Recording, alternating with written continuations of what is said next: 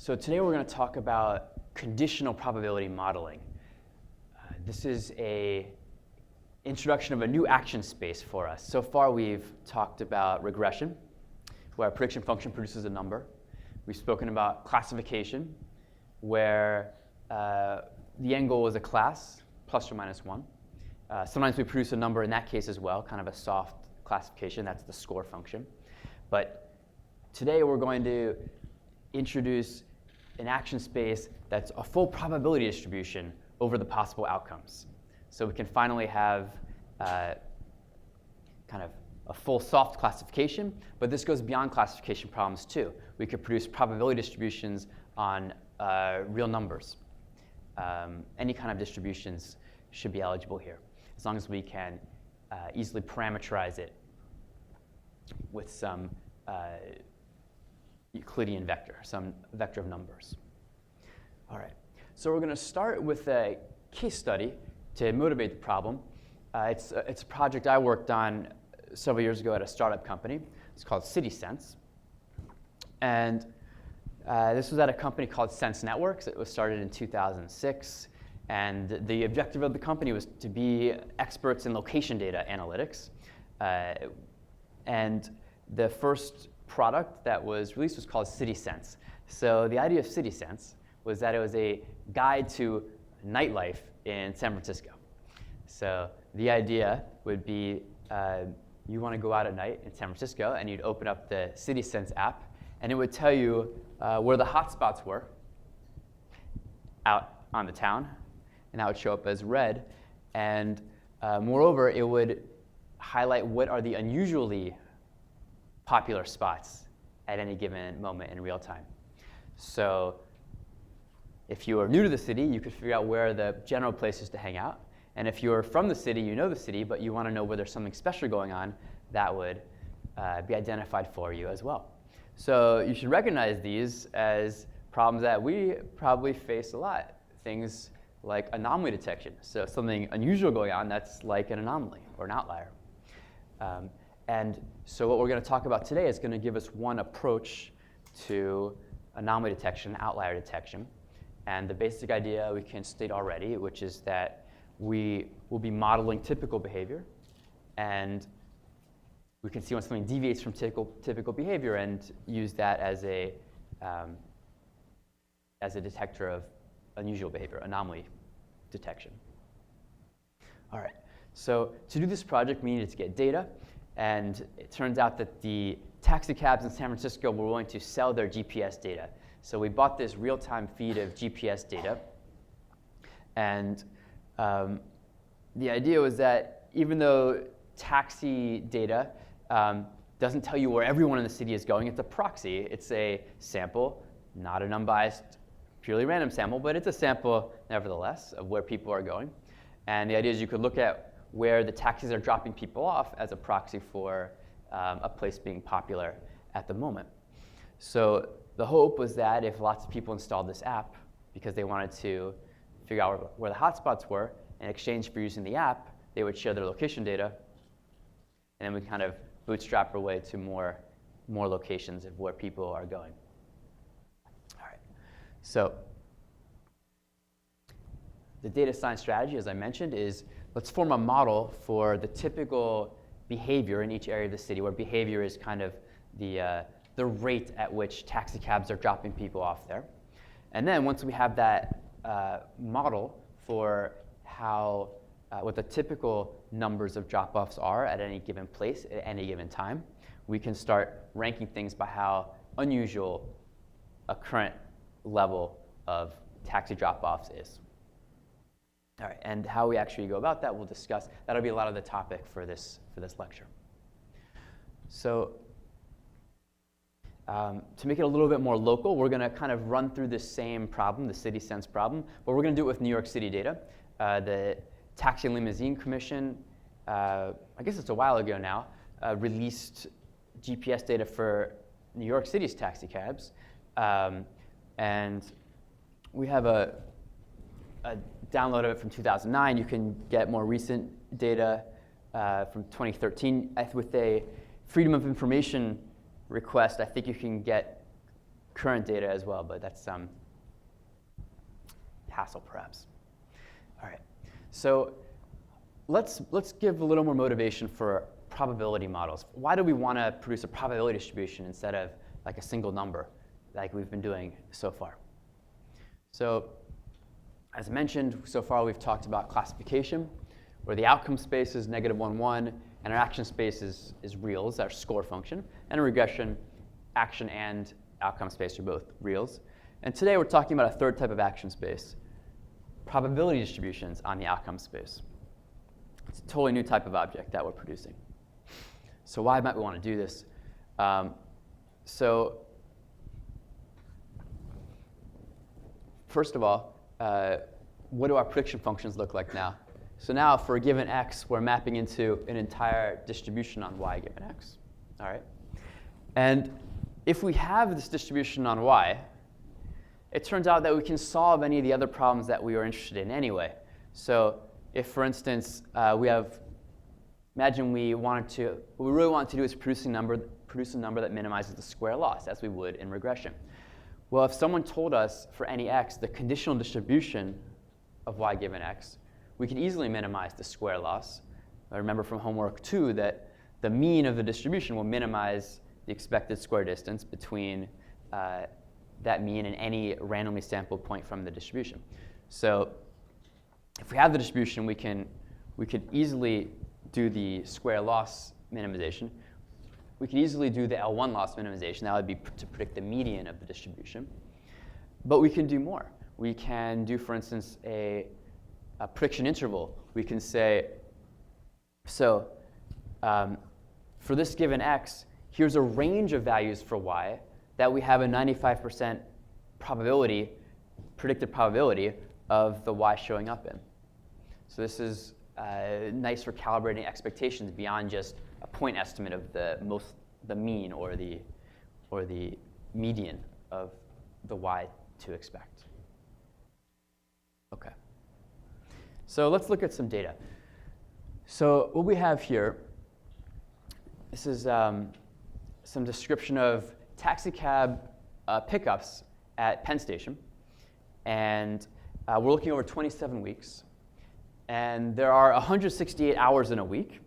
And what we've done is the x-axis is the hour in the week from 0 to 167 that we are observing taxicabs in a particular area outside Penn Station. And in every hour of that week, we are counting how many taxi pickups there were. And so every point in this plot is a particular hour over the 27-week period and how many taxicab pickups were in that hour. Right? So this would be the 24th hour, the first hour of Monday, and there should be 27 dots on this line. And each dot would correspond to how many pickups were in that particular hour of that week across 27 weeks. So this would be like the 24th hour of each of 27 weeks. Is that clear? All right. So just visually looking at it, you could see, so Sunday and Saturday have a different pattern than Monday through Friday. Maybe you can see some changes between Friday and Monday through Thursday. With our tools so far, we could do a regression, for instance. So given the hour of the week, a number from 0 to 167, predict the most likely or the mean number of taxi pickups. That would be this red line. Right? But you can see there's a lot of spread around that red line.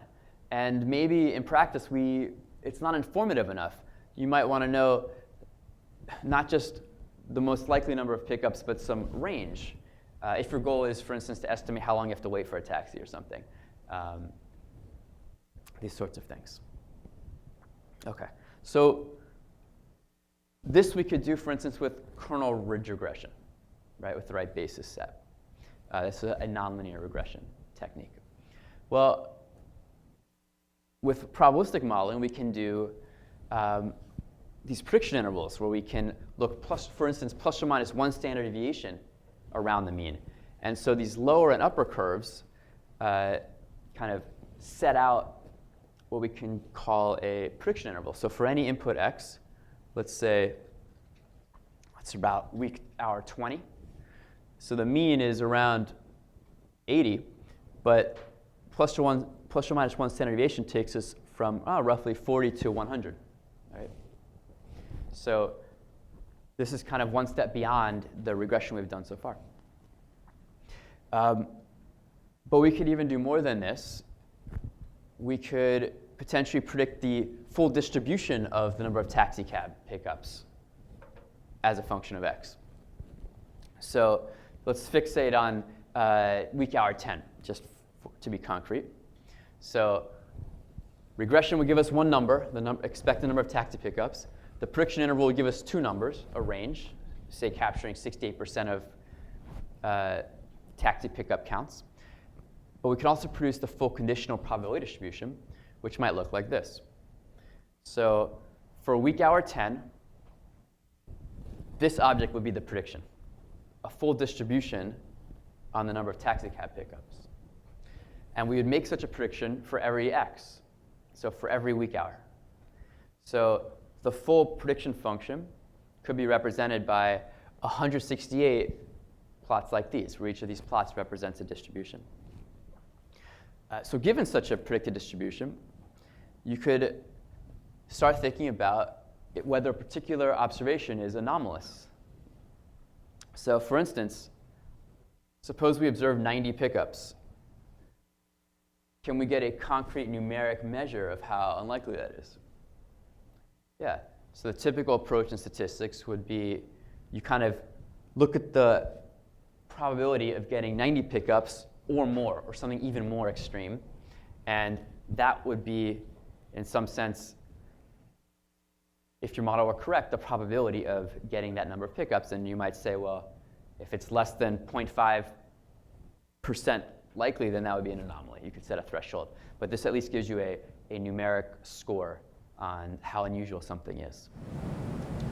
So was that for a particular day, or was that? No, that's a good question. Is this for a particular day? No. So the model that we've created here does not condition on anything except the hour of the week. So you could, for instance, say, so it differentiates between Monday and Tuesday, but it doesn't differentiate between June 26th and a week after June 26th. So, but that's a good line of thought. Maybe you could introduce additional variables, features, that you'd want to condition on beyond just the hour of the week. So is it a holiday? Is it really rainy? Different things you could add that would certainly could be incorporated into your model to have an effect on these things. So one question? Yeah.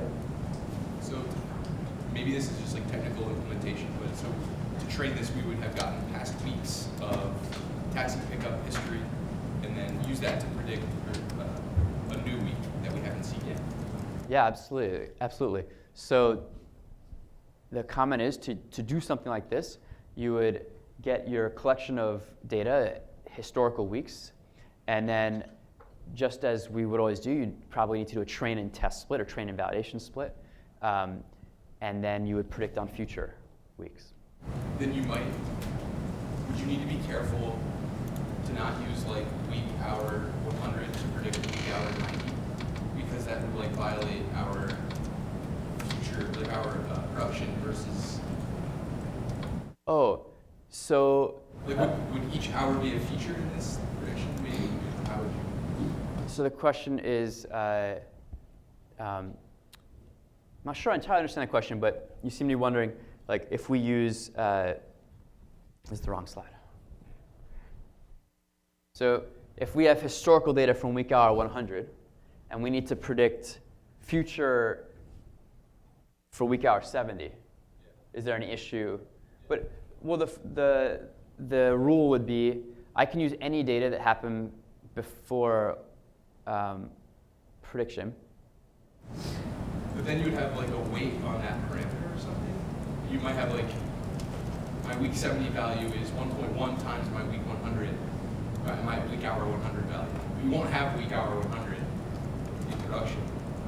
So the framework here would be that when we're in the future predicting, we don't have any recent history about, to make it align with our setting, you wouldn't necessarily have any recent history about taxi arrivals. All the history would have been from some starting point and before.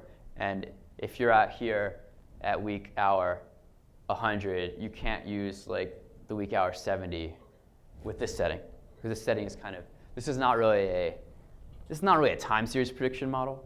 This is kind of a typical model for, so you could think about this as, I want to make a prediction like a year in the future, and this model would work the same way.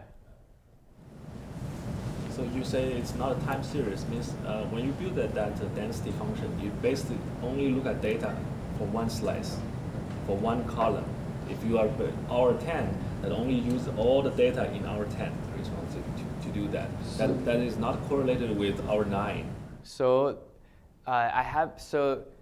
this particular distribution was indeed based only on historical data from week hour 10, but that is definitely not a restriction of the model. And so later today we'll talk about models that certainly share information across hours to make these predictions. Yeah.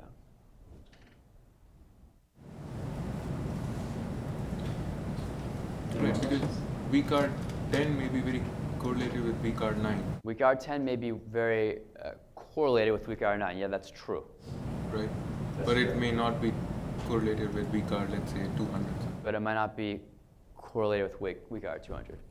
Yes. That's true. Okay.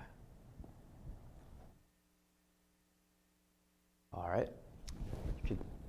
This just reviews what we talked through as far as characterizing how unlikely something is.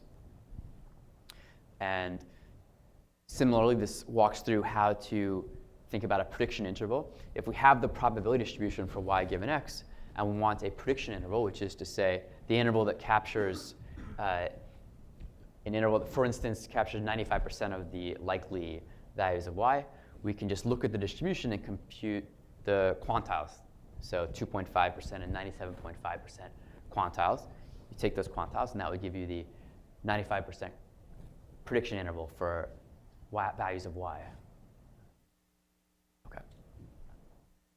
All right, so just a little more detail on the setup of the problem so we can take it another step. So the raw input is more or less spatial and temporal. So the spatial data is latitude, longitude, and the temporal data is Unix time, so seconds since the epoch, 1970, January 1st. But it's much easier if we partition space and even time into buckets. So we have the notion of grid cells, where we divide the Earth into kind of regular grid cells, and it takes about 400,000 of these grid cells to cover New York City. And for time, let's partition time into hours. So that's how we ended up with week hours. And we're going to aggregate all of our taxicab pickups at the kind of grid cell and the hour level. And so just to give you a sense of how big these grid cells are, here's Penn Station. Here's one grid cell. All right. I think that's the most, it's the grid cell that has the highest number of pickups per hour on average. All right, here's another one down by NYU, another grid cell. Okay. So if you were to start this problem off, it's usually a good idea to try to visualize your data. So let's walk through a bit of that. Here's the grid cell we're looking at for Penn Station. I chose it because it had the most pickups. So I figured we'd look at some extremes. And here's just a single week. So for each of the 168 week hours, we have the number of pickups. And you can see clear pattern of some periodicity, Monday through Friday. Saturday and Sunday look similar. Weekday and weekends look a little different. Let's look at the same spot, but over 4 weeks instead of 1 week. So we have 4 weeks plotted together. And what you can see here is that there's some outliers, or things that look like outliers. So we've put those in gray boxes here. And it might be interesting to be able to kind of detect those and see how unusual those actually are, these sorts of things. And you could kind of get a sense of the spread of counts for each x with this box and whisker plot, which are a nice way to plot this type of thing. So this gets a little cluttered after only 4 weeks, and we have 27. So for each x, you can do this box plot, which captures kind of the median and the interquartile range, and then the larger quartiles, and then the dots are outliers by some definition of outlier. Different packages have slightly different versions of what a box plot is, but you can quickly get a sense for the conditional distribution of the y-axis given the x. You kind of have median and the spread, and you get a sense for where the outliers are. So this is a useful plotting technique for kind of inspecting data when you're interested in the conditional distributions. So here's another spot, much less traffic there. And the number of taxi pickups for this particular week, the maximum in any given hour was 2. And lots of zeros. So it's kind of a completely different regime of distributions. You could look at, again, the box plots. A lot of the medians are 0. OK. So the prediction problem, now that we've set it up a little bit more, is the input, kind of the input space, x, basically consists of a grid cell index, 1 through almost 400,000, and an hour of the week, 0 through 167. And what we return back is some representation of a distribution on the number of taxicabs that one can expect, taxicab pickups one can expect. So certainly one could include more in this input space, more features. Is it a holiday? Is it raining? Is there some special event? Or maybe was yesterday a special event? These sorts of things you can add on. If you wanted to make it more time series-like, you could incorporate recent history into the input space. OK, but these are all future considerations we're not going to deal with right now. Okay. Action space, of course, distributions on the number of pickups. Outcome space is the actual count of distributions. And then one thing we haven't talked about yet is how do you evaluate the performance of your prediction? So what's a reasonable loss function when your prediction is a whole distribution? So we'll come back to that.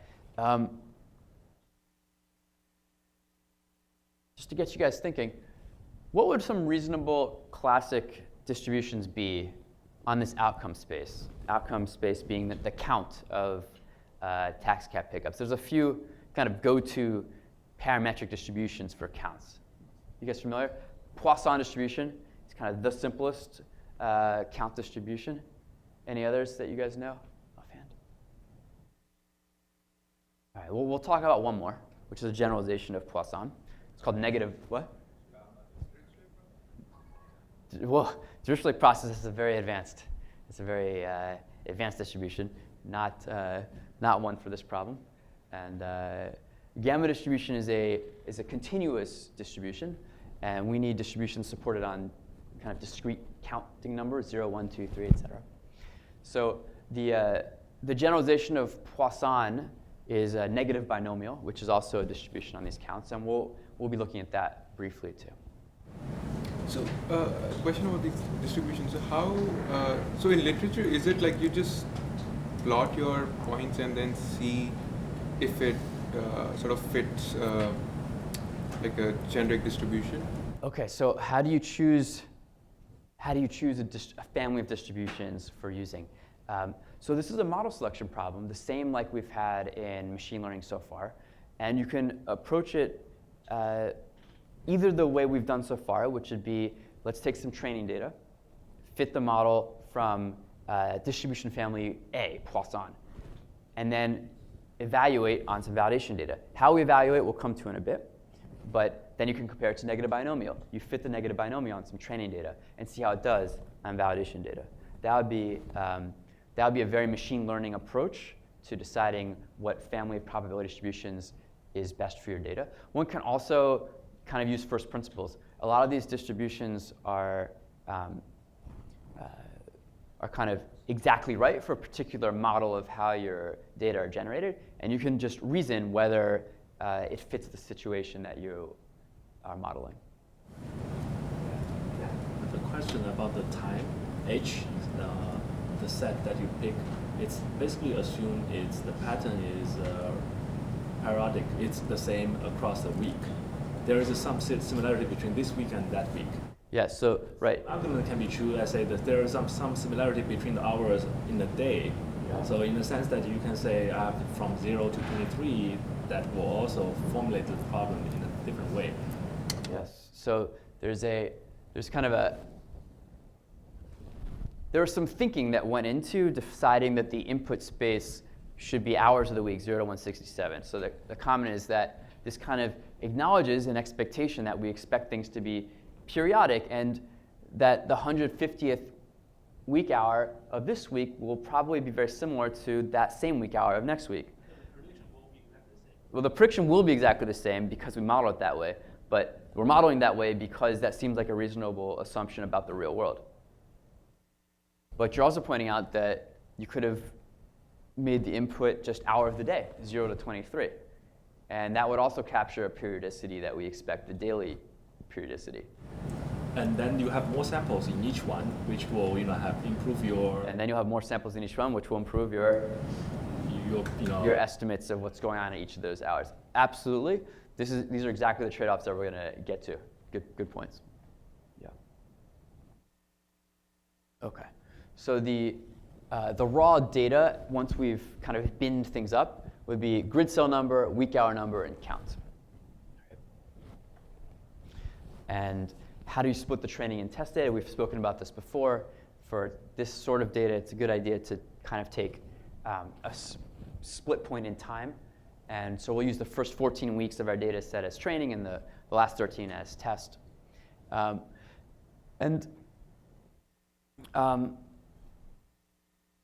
just going to show you a few results, a few fits of the data, and we'll talk through them. And then we'll come back in the second part of today and talk about how to derive some of these. So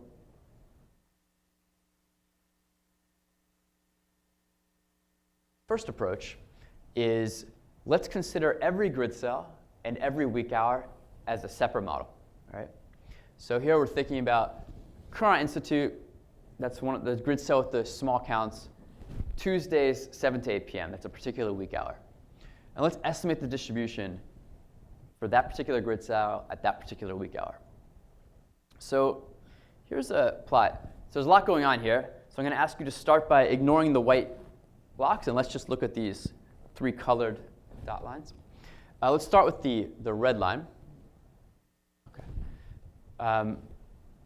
So this is the estimate, histogram estimator, based on our 14 weeks of training data?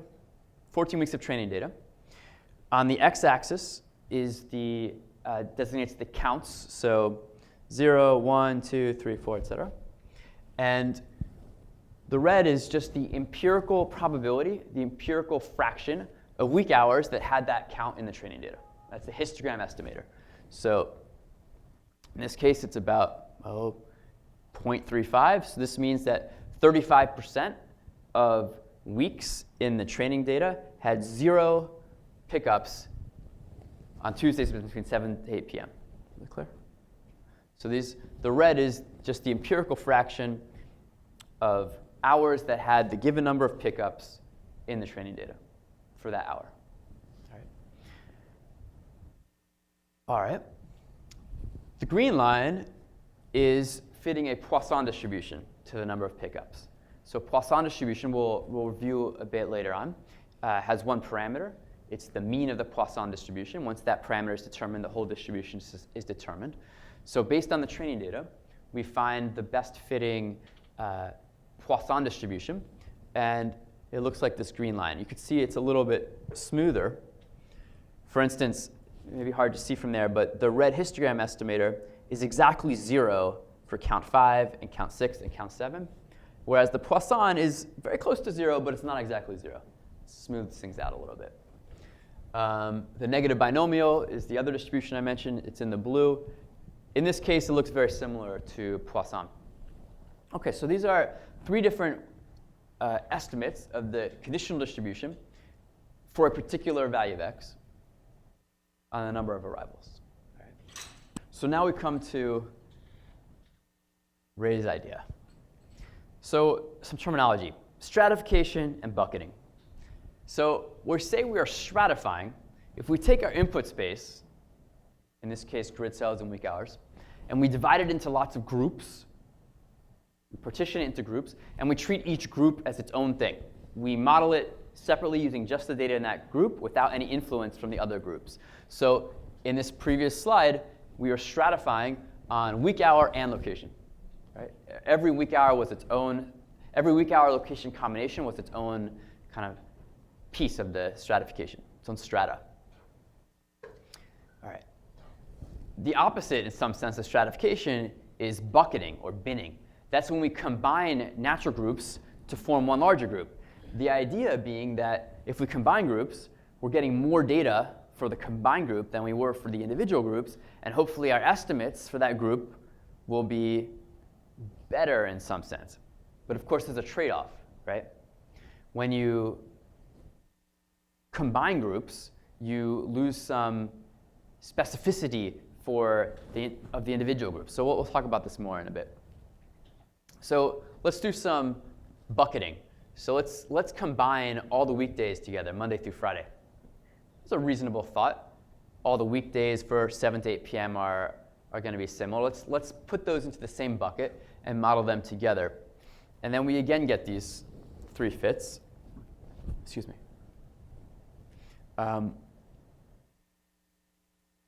And again, there's not a lot distinguishing between them. So I'll finally reveal what the white bars are. The white bars are the empirical counts from the test data. Okay? So the first 14 weeks gave us these fits, the red, green, blue. And the white bars tell us what actually happened in the following 13 weeks on average. And you see the fit's not great.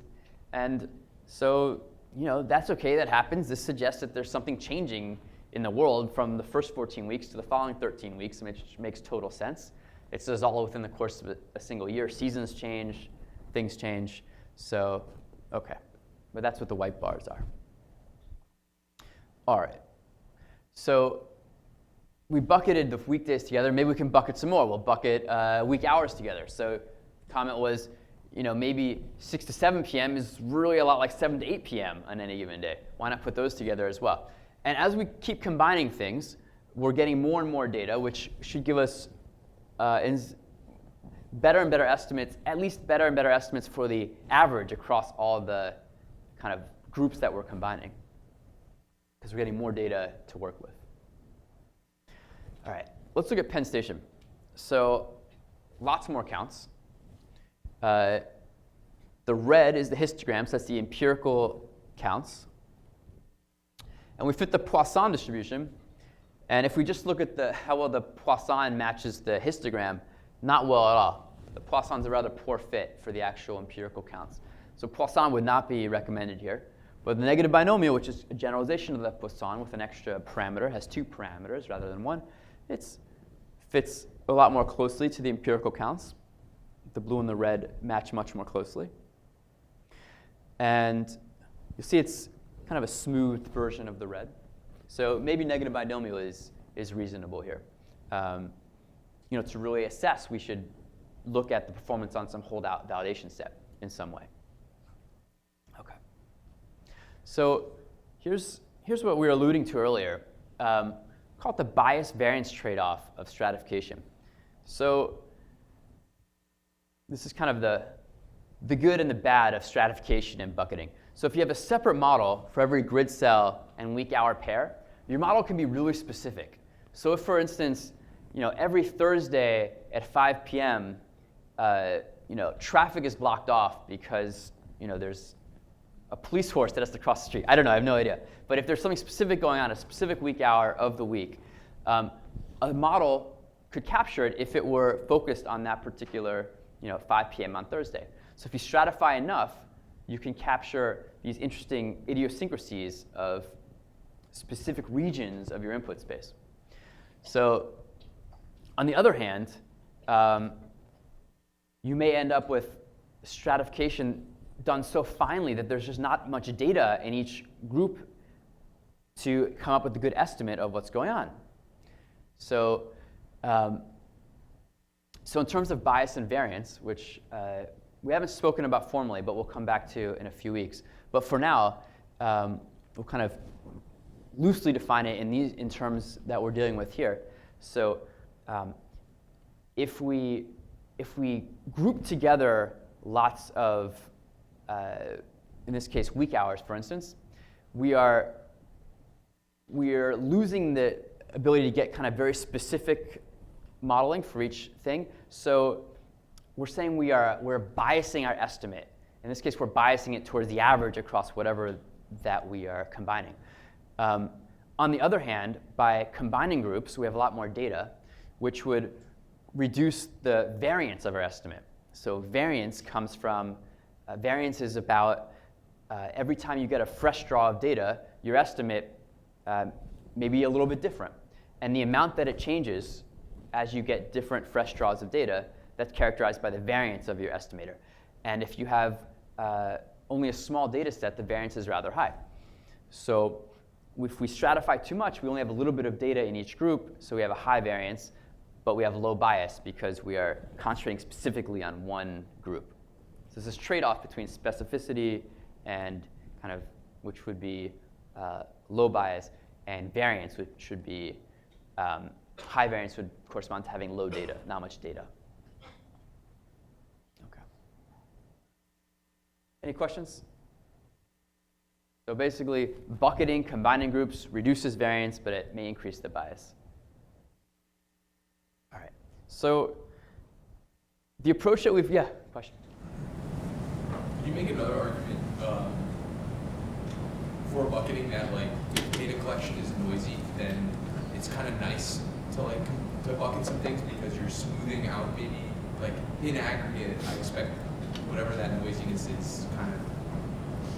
Okay, so you're suggesting bucketing, so, and the idea is that bucketing, what is it that you like about bucketing? That you're getting more data in your group, or that you're actually combining different types of inputs from different parts of the input space? Or, good question. Maybe what I'm saying is, I might be worried that, like, yeah, a grid cell weak hour pair, that I could, like, see something that I mistake for structure, but it's really noise. And if I bucketed those. Okay, so if mistaking noise and interpreting it as structure is usually an issue of not enough data. And so this bucketing would give you more data and would make you less susceptible to seeing that, right? But the flip side is also the case, that if there were something unusual going on in a particular group, it might be washed out when you combine it with all the other groups. Yeah. More questions? So we are working this trade-off between more stratification for specificity and more combining via bucketing to reduce the variance, reduce the noise. And the question is there a kind of a neater, cleaner, smoother way to do that besides going by hand? And we do have an approach. So if we think back to the things we've been doing so far with regression and classification, we had a similar trade-off. There, things like regularization were our tuning knobs to trade off between, in some sense, bias and variance, or we are calling it estimation error and approximation error, which is a little bit different, but related concepts. And so and that was nice because you could smoothly vary your regularization parameter, for instance, to go from underfitting to overfitting and find the right spot in between. So is there an analogous thing we can do for this type of probability modeling? And there is, and that's what we're going to talk about for the rest. Sometimes it's called generalized regression, but I think conditional probability modeling is kind of a safe term for it. And that's what we'll talk about shortly. So first, we're going to need to review some basic probability theory and statistics, maximum likelihood estimation, which we haven't spoken about yet. And after that, we'll get to conditional probability models. All right, so let's take a short break, like 7 minutes, and then come back.